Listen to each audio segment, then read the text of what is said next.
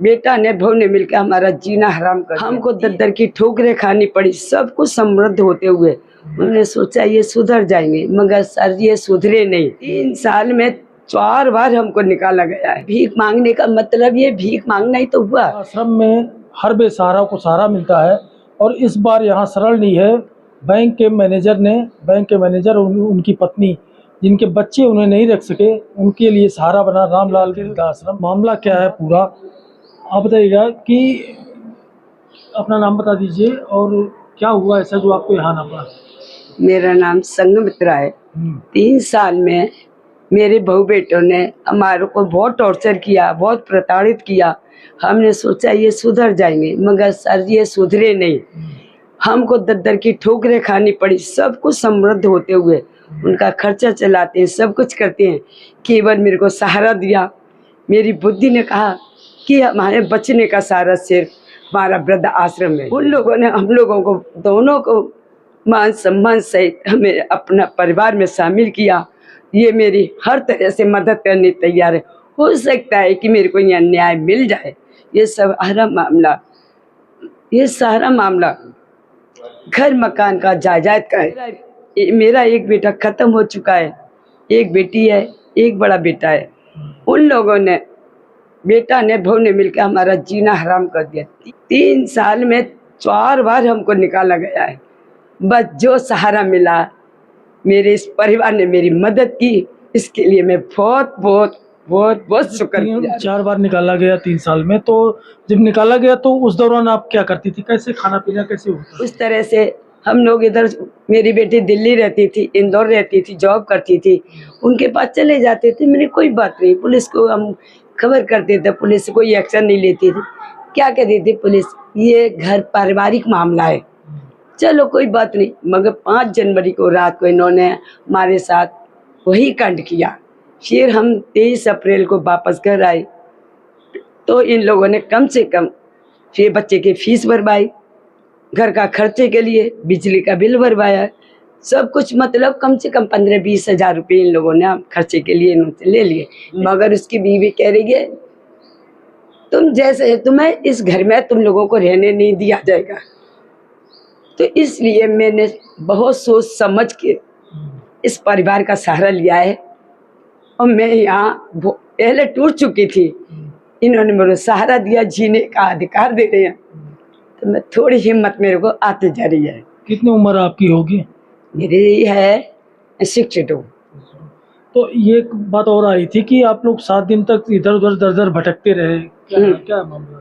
ये मामला था कि हम लोग 2 तारीख को पेंशन लेने गए थे। मेरे पति को शुगर डायबिटीज ज़्यादा बढ़ जाती है, शुगर और बीपी, तो ये इनकी कंडीशन खराब हो जाती है। इनका पैसा, रिटायरमेंट का पैसा सारा इनका डूब चुका कंपनियों में, वो सदमा। फिर इनके बेटे का संसार से, दुनिया से उठना, वो सदमा। तीसरा सदमा बहु बेटों का घर से निकालना। उस वजह से मेरा पति बोलने में असमर्थ हुआ, थोड़ा ही बोल पाते हैं। मेरा बेटी और मेरा पति पूरा डिप्रेशन में जा चुके हैं। इसलिए मैंने इस परिवार से गुहार लगाई है कि हम तीनों को। आप लोग को क्या दर दर की भीख भी मांगनी पड़ी? दर की भीख मांगने का मतलब ये भीख मांगना ही तो हुआ। जिसके पास सब कुछ होते हुए कपड़े नहीं, हमारे पास पैसे नहीं, ये कपड़े भी मेरी लड़की की सहेली ने भेजी है, तो ये भीख मांगना ही तो हुआ सर। किसी बेचारे ने हमको शरण दी। शरण देने के बाद उसने अपने बेस पे कई दिन तक रखा। यहाँ पर हम आए, उन लोगों ने भी कहा कि हम ज़्यादा दिन नहीं रोक सकते आपको, सारा खर्चा जैसे ये भाई हमको मदद दे रहे, उसने भी दिया। हम किसी तरह से सिकंदरा पकड़ के, हमने बुरा आगरा नहीं देखा है मैंने, मगर उसके बावजूद में सिकंदरा से हम किसी तरह ऑटो पकड़ के आए। मैंने ऑटो वाले को बोला भैया पैसे नहीं है मेरे पास, मगर मेरे को आश्रम ज्वाइन करना है, आश्रम में जाना है, मेरी कंडीशन ज़्यादा ख़राब है, और ये पैसे का पेमेंट जो कुछ करेंगे मेरे आश्रम वाले देंगे। जो कुछ किया इन्होंने किया, मैंने कुछ नहीं किया। जो पैसे थे मेरे पास सब इधर उधर कंप्लेन भी मेरे पास रखी हुई है, मगर कोई एक्शन लेने तैयार नहीं है। मुझे मेरे को न्याय चाहिए। मेरे पति ने जो कुछ भी है लोन लेके उस मकान को बनाया। उसमें मेरा पति, मेरी बेटी शादी नहीं हुई। शादी का कारण यही है, ये लोग इस तरह से स्थिति करते हैं तो कौन अपनी कोई बेटी ब्याएगा। किनके यहाँ क्या होता है, भले मेरी बेटी सही है मगर उसके बावजूद भी मेरी लड़की को नफरत हो चुकी है। वो यही कहती है मैं शादी नहीं करूँगी। जब मेरे माँ बाप भिखारी की तरह मैनेजर की पोस्ट से रिटायर होते हुए इस तरह से दर की ठोकर खा रहे हैं तो मुझे कोई फायदा नहीं। आपके हस्बैंड कहाँ मैनेजर थे, किस जगह? ये संजय प्लेस सुभाष पार्क वहाँ पर थे और किस जगह?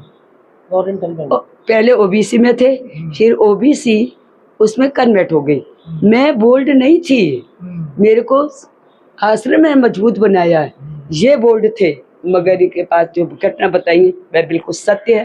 3 बार घटनाओं से इनके दिमाग से बहुत परेशान हो चुके हैं सर, इसलिए ज़्यादा बोलने में सक्षम नहीं है। आप ही अभी देख लेंगे कि कितना बात कर कहाँ से पाएंगे। मिलती है? पीएनबी से मिलती है सर। अच्छा, बेटे को पढ़ाया लिखाया क्या, किस तरह से?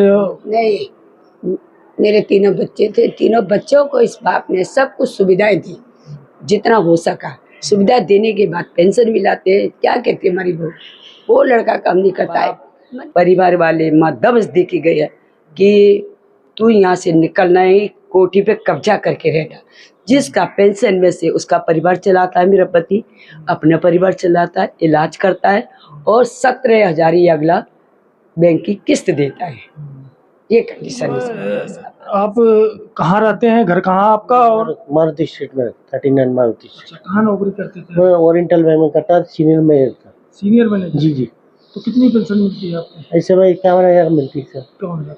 तो 51,000 आपको मिलती है, उसके बाद भी आपको वृद्धाश्रम में आना पड़ा, तो ये कभी क्या लगता है आपको? कुछ नहीं सर, मैं सोचा ये था कि कुछ सहारा नहीं, पुलिस ने कोई सहारा नहीं दिया। तो चूंकि उनकी तबीयत उतनी ठीक नहीं हाँ नहीं बोल सकती ज़्यादा, तो आपने बेटे को अपने गोद में खिलाया और उसके बाद उसी बेटे ने आपको आंसू दिए जी। तो और लोगों के लिए, माँ बाप के लिए क्या आप कहना चाहती हैं कि बेटों की परवरिश में क्या आपकी कोई कमी रह गई क्या?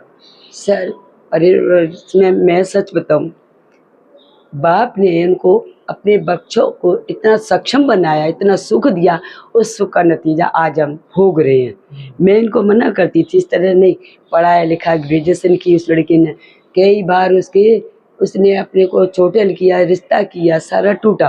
पैसा तो इसी बाप का बर्बाद हुआ, कहीं से कुछ मिलता नहीं था, वो भी बाप ने सहन किया।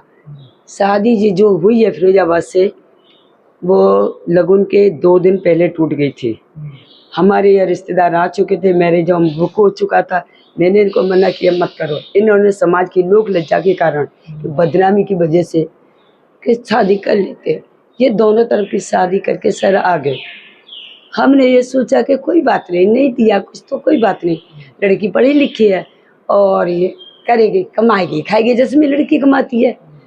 क्या कहती है, हम उसको कहते हैं बेटा तेरा आदमी कुछ करता नहीं है, हम तुझे सहारा दे गए हैं अब तक और जब तक जिंदा रहेंगे सहारा देंगे, तुम कुछ करो। तो क्या कहती है, नौकरी करनी थी तो कोठे पे से उठा ला के रात उसके ये शब्द थे, मैं नौकरी नहीं करूँगी। वो घर का भी काम सर नहीं करते। मैंने कुछ नहीं कहा, जब भी कुछ होता था ये मेरा पति यही कहते, मेरे यहाँ काम वाली थी तो ये कहते थे कि बताओ हम बहू को लेके आए हैं तो ये घर का काम नहीं करेगी तो क्या करेगी ये। तो कहती है कि मैं यहाँ काम करने नहीं आई हूँ। मतलब रोटी भी नहीं बनाती थी घर का? जी नहीं, आज तक। और इसके शादी के 2 महीने बाद से ये मसला रहा है। हमने सन 17 से आज तक झेला ही है। शरण मिली, मदद मिली सिर्फ रामलाल वृद्धाश्रम जी यहाँ से। तो घर पे खाना कौन बनाता था? मैं खुद बनाती, वो अपना बनाती थी, खर्चा मैं देती थी उसको। अच्छा। और हमको सर इतना डर है कि 3 दिन, मेरी लड़की तो सन 13 की आगरा से बाहर जा चुकी है, बाहर नौकरी करती है। इस समय वो उसने रिजाइन दे रखा है सिर्फ माँ बाप की खातिर कि मेरे माँ बाप दर दर की भटक रहे हैं, कह रहे वृद्धाश्रम में चले गए। हमने उसको समझाया बेटा वृद्धाश्रम नहीं गए, आश्रम किसी का आने वाले का सहारा। तो बेटा ऐसे मत समझो कि हम कैद में हैं, ऐसा नहीं है, बहुत सुरक्षा में, बहुत लोग आते हैं। और यदि हम इसको बेदखल करना चाहते तो सर बहुत साल पहले कर चुके होते थे। सिर से पानी उतर चुका है हमारे, ये कदम इसलिए बचाव के लिए यहाँ तक पहुँचे। मकान किसके नाम है? जो मकान वो मेरे पति के नाम बैंक से लोन है, 17,000 लोन चुका रहे पेंशन में से, उनको खर्चा देते अपना देते। वो कहती है शुरू से पुलिस कितनी बार आई सर, तो पुलिस ने कहा ये बताओ तुमने सोच समझ के शादी नहीं की, कैसे की? तो उसके शब्द क्या थे पुलिस के साथ सामने कि मैंने तो मैनेजर से शादी की है। उन्होंने कहा मैनेजर से शादी की है? मैनेजर कौन है? हम चारों लोग खड़े थे, तो कह रही मैनेजर कौन है? मैंने पूछी इनसे मैनेजर कौन है? मेरी लड़की ने कहा मैनेजर ये है मेरा बाप। क्या तुम क्या करते? कुछ नहीं। कि तुम पढ़ी लिखी हो? यहाँ पढ़ी लिखी MA BEd हो, तुम नौकरी क्यों नहीं करती? जिनके पति कमाते वो भी तैयारी करते। हमने इसको क्या कहा, कोई बात नहीं, हम सहारा देंगे, तुम बढ़ना आगे, तुम आगे बढ़ोगे तो पीछे हम तुम्हारा साथ देंगे। मगर उसने ठोक के मना कर दिया, ना हम यहाँ काम करने आए हैं, नौकर बन के काम नहीं करेंगे। मैंने मैनेजर के घर में आई, जितना तेरा अधिकार है इस पर मैनेजर पे उतना अधिकार मेरा है। हमारी बेटी बेटे बहुत ये कहते थे कि तू बूढ़े से शादी कर लेती है, तूने इससे क्यों शादी की ऐसे मैं शराबी कबाड़ी से क्यों की? अब वो कह रही है मेरे को नौकरी चाहिए, प्रॉपर्टी चाहिए मेरे आदमी को। अब नौकरी सर बताइए कहाँ मिल रही है? सारी दुनिया किस तरह से गुजारा कर रही है वो नहीं जानते कि उनको बैठे बैठे हराम मुँह लगाए और कब तक देंगे सर? एक दिन समुद्र भी खाली हो जाएगा। इनके पास पता नहीं किन की उनका सर हाथ पर सर साया है, तो ये संस्था को चला रहे हैं, हजारों लोगों की शरण दे रहे हैं, मदद करें। मैं इनको कोटि कोटि प्रणाम करती हूँ।